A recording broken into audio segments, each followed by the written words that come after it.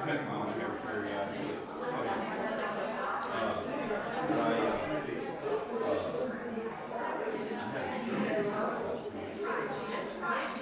I got over it very quickly. Yeah. Well, what it was, they removed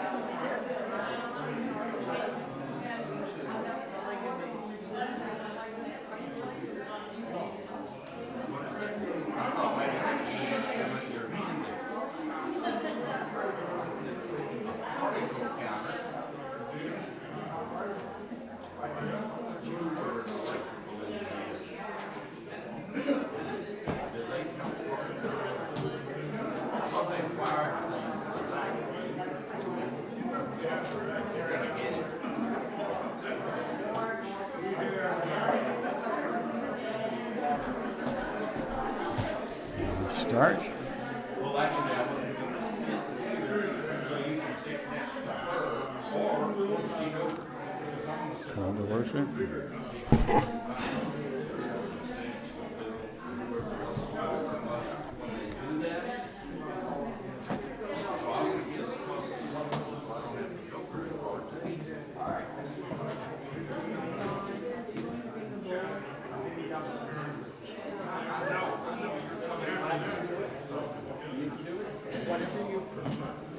I forgot to put that part in. Well, it's Maybe right here.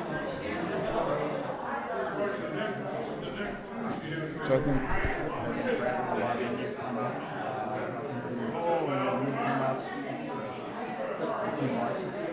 If you do it, is that what you're saying? Or Yeah. you want me to do it?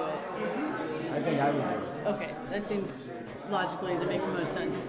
I'm gonna go get an announcement thing. On my feet. Oh, great. Got it. IRS agent hidden in there.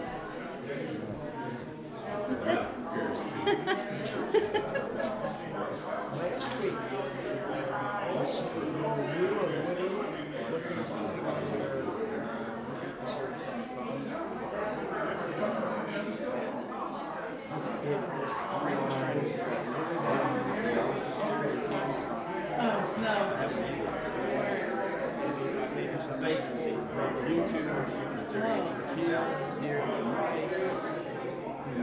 Yeah, maybe Karina or somebody, but maybe somebody, I don't know. Yeah, but we weren't.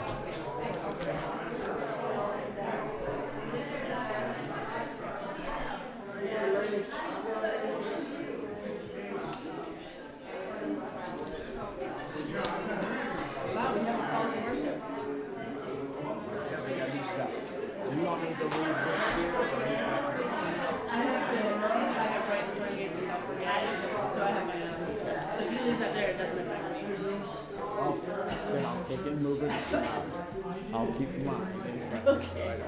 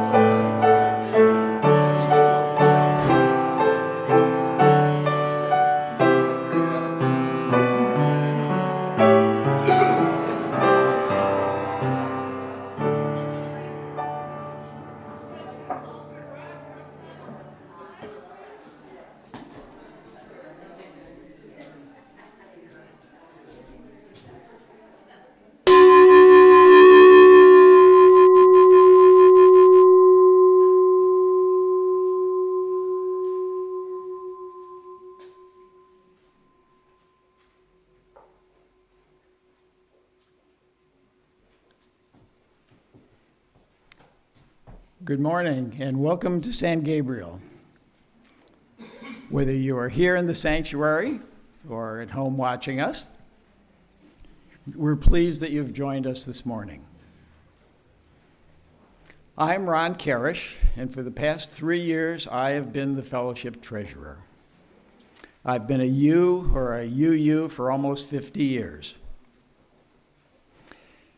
And I want to share a snippet of my life's journey with you this morning. One day, about 20 years ago, I'm loading my grocery purchases onto the checkout. As the person ahead of me finishes, the cashier glances over, starts scanning the purchases, and asks me, "How are you today, ma'am?" What? Ma'am? I think I mumbled some response, thought that was weird, and then promptly forgot about it. Sometime later, maybe a couple of months, maybe years, I'm hungry again. Back to a grocery store, probably a different grocery store, but certainly a different cashier who asks, "Did you find everything, ma'am?" What is happening? This is not right. Is the universe collapsing? Is it me? Maybe it's my clothes. Maybe I should grow a beard. Maybe it's my hair. Oh, please, not my hair. These were two very short, casual interactions with strangers. They were just doing their job, and I will probably never meet them again. Only 5 words. It's been 20 years, and I still remember. Gender identity and pronouns seem to be important to me. Mine are he and him.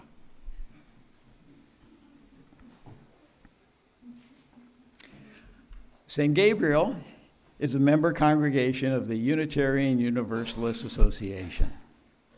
If you would like to know more about us and learn about upcoming events, please go to our website and sign up for our newsletter.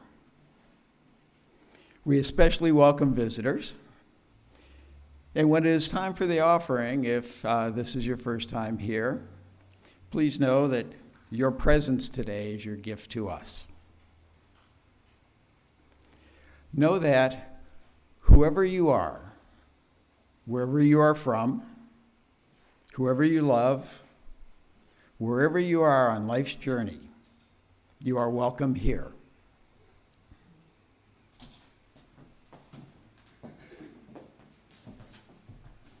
I am Reverend Jami Yandle, minister of this congregation, and my pronouns are they and them. I want to draw your attention to a few announcements. If you don't have this, please grab it. There's lots of good stuff on the front and back. We are very busy. So one of the things I want to draw your attention to is the online UU Theology series. It's happening Wednesdays, April 12th through May 17th. So if you're interested in deepening your UU faith, this is a good way to do it. You can do it from the comfort of your home. And Karina has all the details about that. And also, there's a social justice team meeting. This time it's Tuesday. It's usually on Mondays, April 18th at 7. And one additional thing is the Texujum Action Hour. There's a lot going on in Texas, as we all know. And so every Thursday at 7 p.m., there's a call to action with all UUs across Texas for different things that you can gather together and do together, because there's power in numbers, and there's more on the back. Chalice Lighting this morning is brought to us by Odette Fulbright Folson. This light we kindle is set in the lamp of our history. We inherit this free faith from the brave and gentle, fierce and outspoken, hearts and minds that have come before us. Let us be worthy inheritors of this faith, and through our good works, pass it boldly on to a new generation.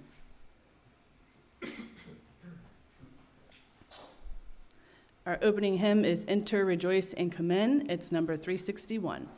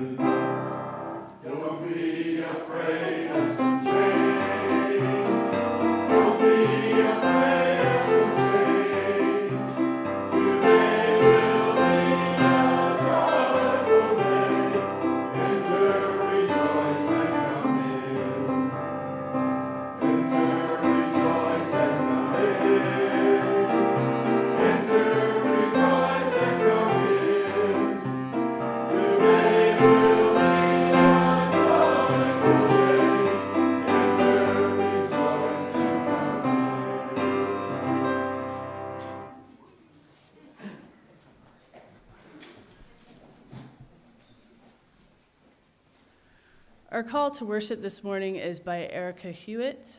I invite you into relaxation, take a deep breath, let it all go.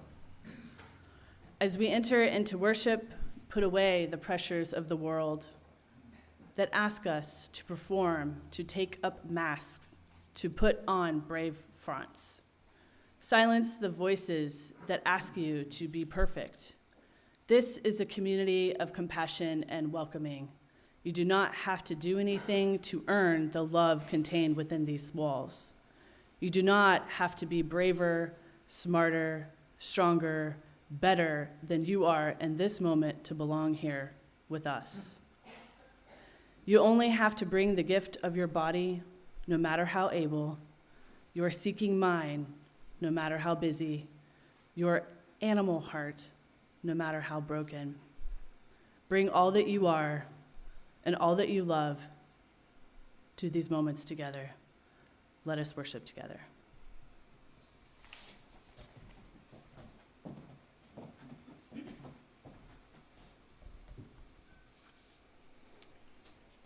Our affirmation is an expression of the covenant we have with one another. Please read after me. The words will be projected. The doctrine of this church is love. The quest of truth is its sacrament. Service is its prayer. To dwell together in peace. To seek knowledge and freedom. To serve humanity in fellowship. to the end that all souls shall grow in harmony with the divine. Thus do we covenant with each other.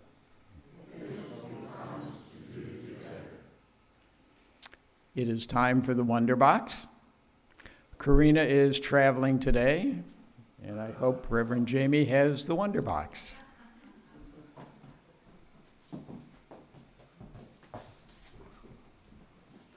What do we think is in it?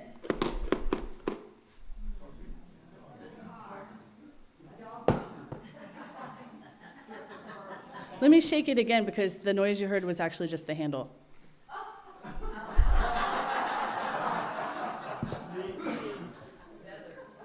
Feathers.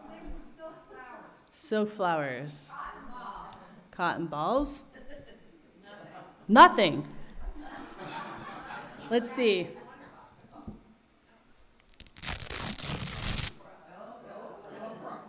I think we have a video that's going to explain more.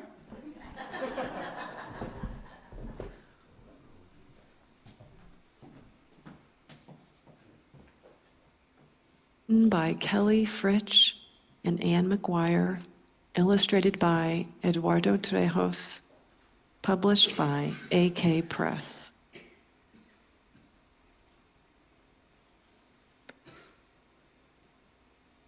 We move fast.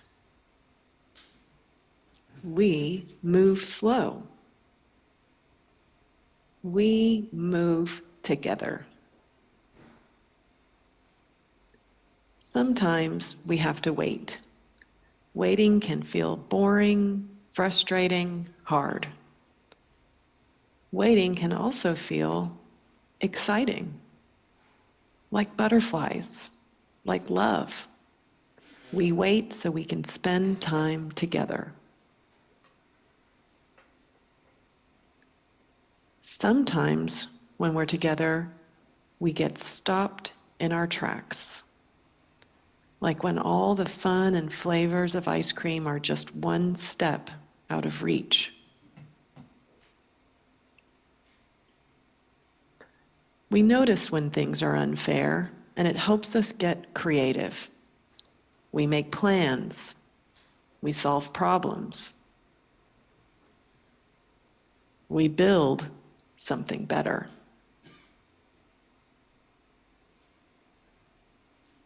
We work together. Kids and dogs, bodies and machines, bees and flowers, fish and water.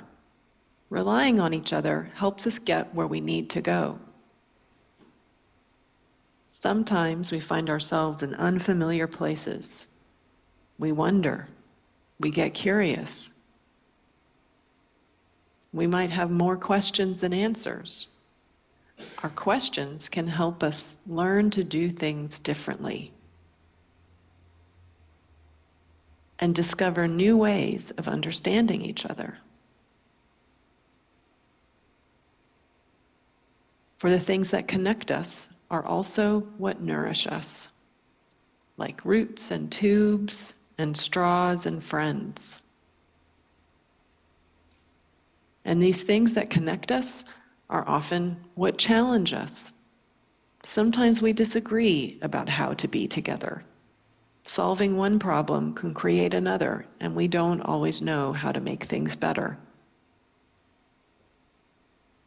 Sometimes we need to take a break. Even when we're by ourselves, we never move alone. Like feeling so close with someone who's far, like learning from others who have come before. Their memories can ground us, soothe us, move us.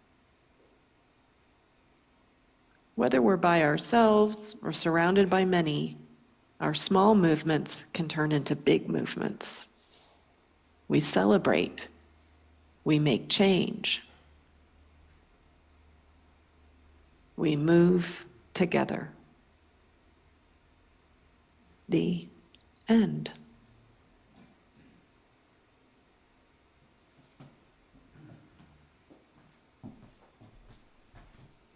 So in true type A behavior, Karina has sent me a script which I appreciate. I love that this story is such a good message and fits for us as we remind one another of our stewardship commitments to this congregation. Written by and about disabled people, this story reminds us that when people have been at the margins, they're at the center of shared decision-making, everyone benefits. Everyone can use the ramp to get into the building, not just those using the wheelchair. Velcro makes it easier for everyone to fasten their shoes, attach things together, or close their bags. We move together. As we strategize and plan for the future at San Gabriel, let's remember that we move together as a congregation, all of us, children, families, elders, staff, lay leaders, parents, gay, straight, cis, trans, men, women, white, black, abled, and disabled. We move together.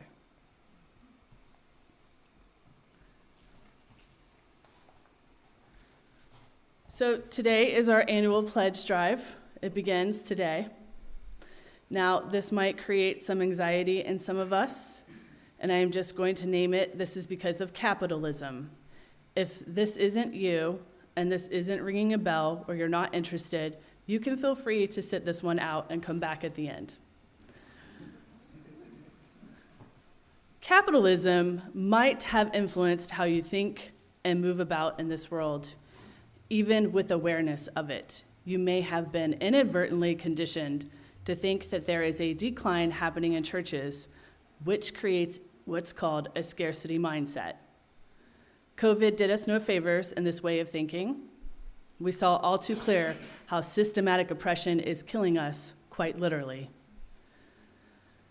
The results are thinking that there is not enough of anything, not only in members and people gathering in our congregation, but not enough money in the congregation as well. If this feels familiar, the first thing I invite us to do is to get curious. Think about where this mindset may have started and if it is showing up in other parts of your life. Reverend Dr. Kristen Hall names this phenomenon as conditioning under quote-unquote late capitalism. So this scarcity mindset influences how and where you spend your money, whether it is planning for retirement, sustaining retirement, balancing meals and car expenses until the next paycheck, trying to get a paycheck in the first place. It all adds up, and we might think about money a lot in one day, several weeks in a row, many times in a month, and over the course of a year, which becomes years very quickly. This line of thinking might be projected into how we think about the church budget. So then the anxiety is manifested in the following statements. There are not enough people coming to church. We are running out of volunteers. We cannot afford to expand the staff's hours, much less pay them part-time this year. It's not enough, you might think, over and over again. But imagine if you thought like this in the other relationships you have in your life. A relationship with a person is your sum total of thoughts about that person. You also have relationships with entities like money. So your relationship with money is just your sum total of thoughts about money. Think about it if you had a relationship with a person where you were always telling that person that they were not enough. How about in a relationship with your spouse, if you were always saying to your spouse, you're not around enough, you're not doing enough, you're not present enough, you don't love me enough, I wish you were doing more, I wish that you would show up more. Think about how the quality of your relationship with your spouse would be if you were always telling your spouse that they're not doing enough, that they're not present enough, that they're not showing up enough. Now think about your relationship with money. There's not enough. It's not showing up. It's not doing what I wanted it to do. Where are we going to get more? I really need it. So then this translates into our congregation. People aren't giving enough, so we have to have more people to give more, and an air of desperation can take things over. You're not going to have a positive, life-giving relationship with money, nor with deepening your relationship to your own faith journey and fellowship in this church thinking that way. So the reason The only reason that churches struggle so much financially is because they have negative thoughts about money. If you're willing to look at your money mindset, if you're willing to look at the quality of your relationship with finances in your church, and you're willing to change the relationship with money, then of course, the money is going to show up differently in the church because it's your thoughts that create that experience. This is not to say that there is some magic formula to all of this, but if you spend less time worrying about money, trust that it's going to show up, we might come up with new, innovative, and relative ways to do church. The number may even change in terms of giving units, and the quality of your relationship are going to change as you build awareness and as you decide, this other way of thinking is how I want to be in the world. Do we want to always be saying it's not enough? Or are we going to show up and completely miss the message of fellowship of our community and our mission here at St. Gabriel because we're always worried about what's next? Or do we want to start looking for abundance? Do we want to start looking for the ways in which we are all enough and there is enough? Or more realistically, trust that there will always be enough when we need it. So this is just a way of coaching yourself to notice where your mindset is and to adjust accordingly, so your quality of life gets better and your experiences at San Gabriel get better. This will transform your mind from thinking there is not enough resources to looking at all that we are able to accomplish. If we move from thinking about the budget as this sort of nebulous thing into actual goals and missions of the church, that will help ground this line of thinking. And instead, you might think about the life-giving relationships and sustainability that happens when you personally move from someone who pledges at San Gabriel or is a member that pledges, and to someone who is a member and a builder of this community. Do you want to be a builder of this church? This is the question we ask ourselves every year as we commit to making this place possible again when we talk about stewardship. Pledging is a way of saying, I believe in the mission and vision of San Gabriel Unitarian Universalist Fellowship. I see the way we come together and worship on Sunday mornings, the laughter that you share with one another over coffee afterwards, the holding of one another when things get tough, the honoring of one another's celebrations and life milestones. I witness all of the people that spend hours and hours and hours of their time, week after week, to make sure San Gabriel continues to happen. And it's all possible because you decided it was possible when you pledged and you chose to give money to this fellowship. You are the ones that decide what our community could and should look like. A pledge is how we know what to budget for and plan each year, what kind of staff we're able to retain and get, how many hours we can afford for them to work, what kinds of things we're going to accomplish in the community, and how much we can accomplish in the world. Making a pledge is easy. Our treasurer, Ron, will explain more about the process later on in the service. Everything this community does and is able to do is because of you, because of your generosity, passion, and dedication. I love this place. I believe it is a sanctuary in so many ways, and I believe that it's more valuable now than it ever has been before in Georgetown, in our world, and in our lives. If you believe that too, consider help being a builder of this church for one more year. Amen and blessed be. Our second song is Gather the Spirit. It's number 347.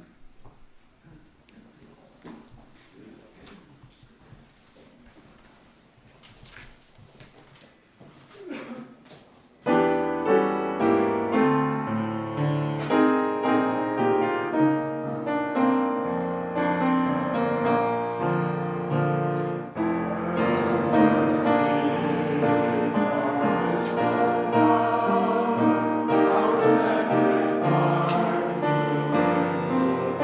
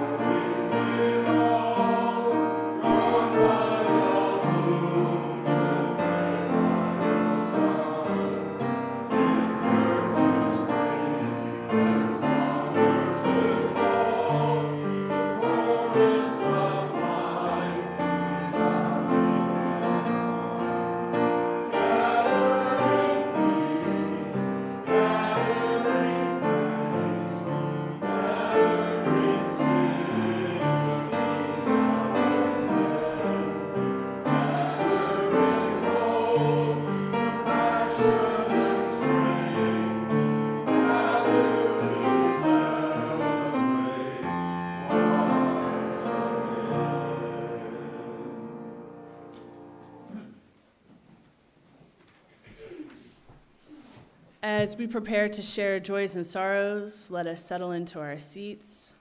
Let us give each other the gift of attention, deep breaths. We invite stillness into this moment. Ron's going to be walking around with the mic if you would like to share something.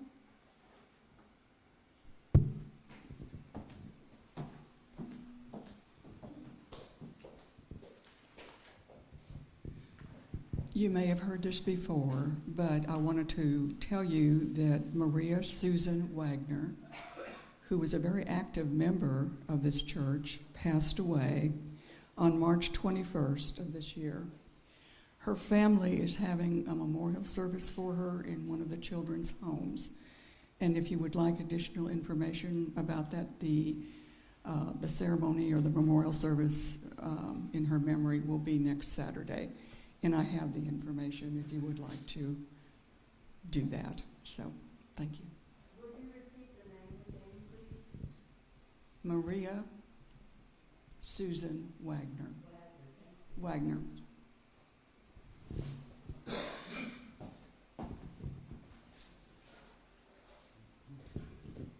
Hi, I'm all told. This is a concern and a joy. Fran and I went on a trip, flew into Vancouver, Portland area, and we took the American Queen down the Columbus Snake River, basically the Lewis and Clark trip. And we were having a great time. The pianist was singing a lot of 60 songs, and there was a band there, and we were just having a great time. And then we received a text from our pet sitter, and the pet sitter said that our dog, Pepper, got loose in the middle of the night. So for 3 nights, she was on the run. And fortunately, the pet club put out an email to all the various pet members. And finally, she was discovered off of Ronald Reagan, and 5 different people had to corral her and was able to capture her. And that's part of our joy, or our joy. And people that have dogs or had a dog understands this. For people that do not have a dog really becomes part of your family. So anyway, thank you.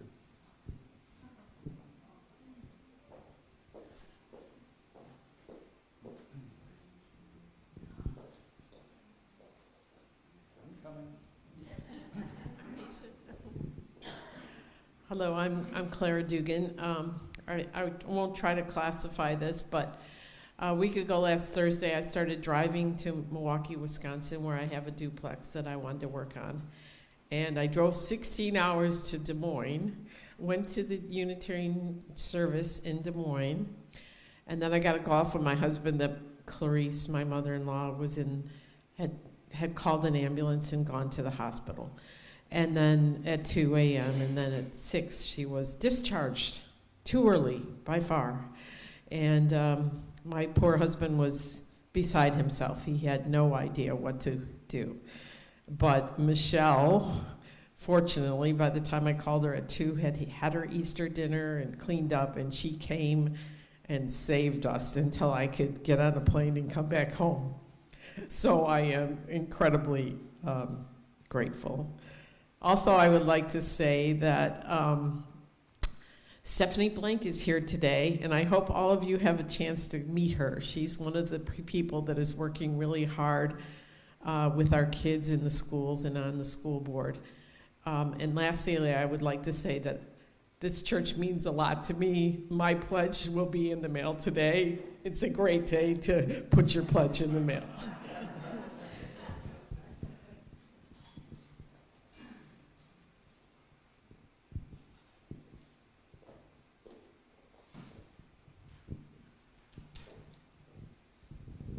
Good morning, I'm Jay McMillan, and in the theme of today's sermon, I thought that little things sometimes mean more than big things, and so in the spirit of paying it forward, those of you who may go to the laundromat, one of the little things that can happen is to leave change in the change machine when you get your change for the laundromat.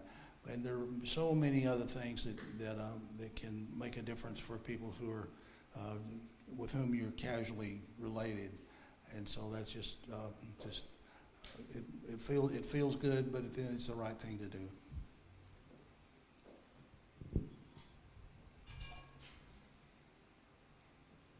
My turn.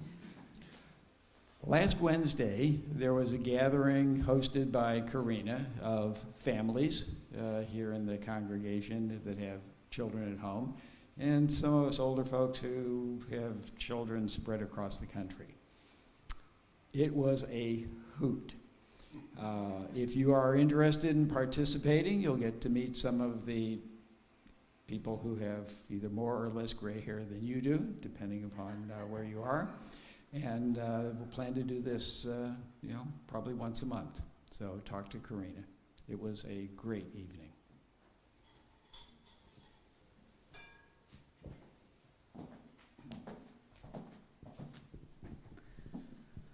Let us take a deep cleansing breath and exhale. For the joys shared, we join together in celebration. For the sorrows and concerns, we feel empathy and compassion. For all that remains unspoken, may the caring of the community offer a space of deep kindness and care.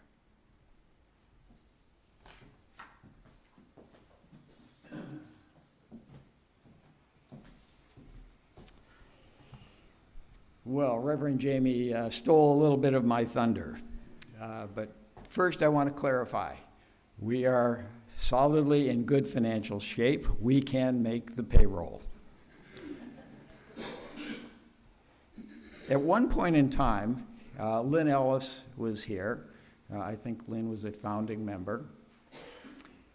And way back then, when they were beginning this fellowship, the members gathered together and they thought about purchasing this property. Holy mackerel, a small group of people from Sun City, and they were going to buy 3 buildings in the middle of Georgetown. And you think you are worried about money. They were saying, can we do this? Is this going to be our financial ruin? What should we do?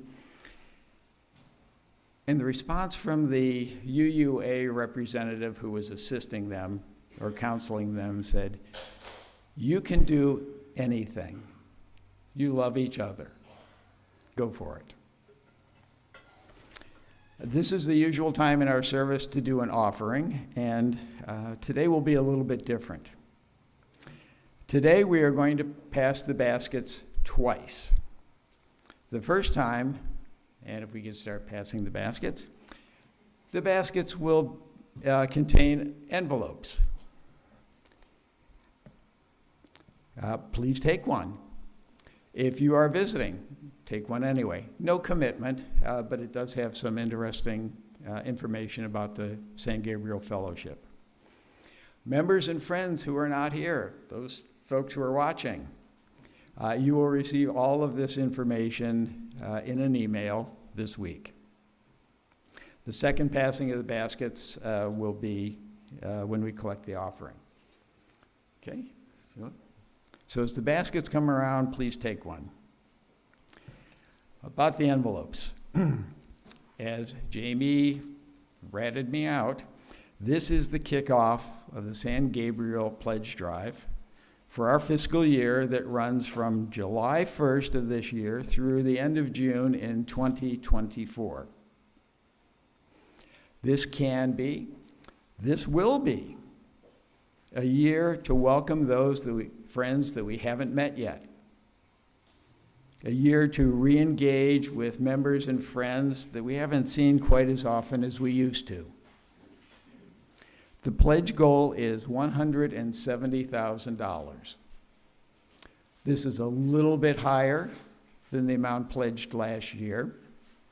It's a little bit lower than the amount of cash received this year. Members and friends have contributed more money than was pledged. We are a very generous community. I'm confident that St. Gabriel will grow and that the fellowship will have the financial resources to support our continued good works, and maybe to do more. As Reverend Jami has said, and she will say again, San Gabriel is here to stay, come what may. The pledge drive will wrap up in 4 weeks, mid-May. Then the board will finalize a budget, a proposed budget, for the members to vote on at our congregational meeting in the middle of June. We're trying to make this easy for you. There's a pledge card in each envelope. You can fill that out, put it in an envelope, and drop it in the collection plate on Sunday morning over the next 3 weeks. Or you can put it in an envelope and put it in the mail. You can send an email to the treasurer, which is me, or you can give me a call. Instructions are printed on the pledge card. I'm optimistic about the success of this pledge drive and about the financial stability of San Gabriel going forward. Pledge as you are able. Give till it feels good. Thank you for your generous and continuing support.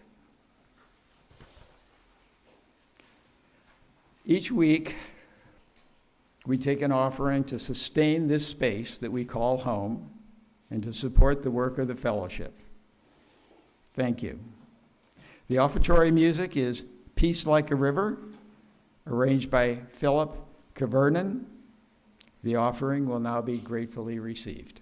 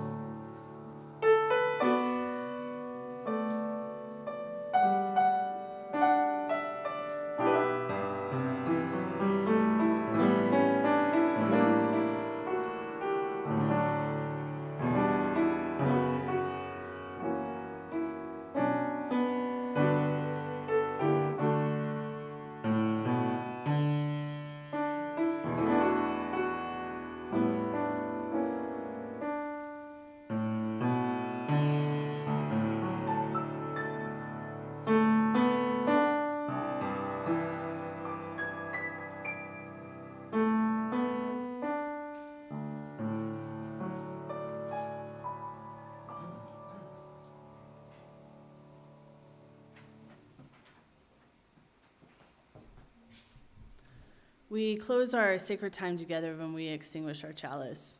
We extinguish this flame, but not the chalice inside of our hearts, which serves as a beacon of hope. Emboldened by its blaze, we are reminded that our strength as prophetic and powerful people is found when we come together at San Gabriel, which is in Georgetown to stay, no matter what may come our way.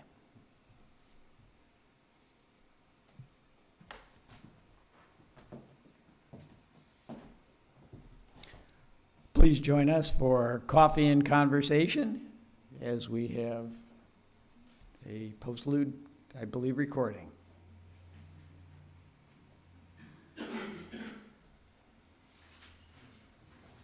Maybe. Well, join us for coffee and conversation anyway.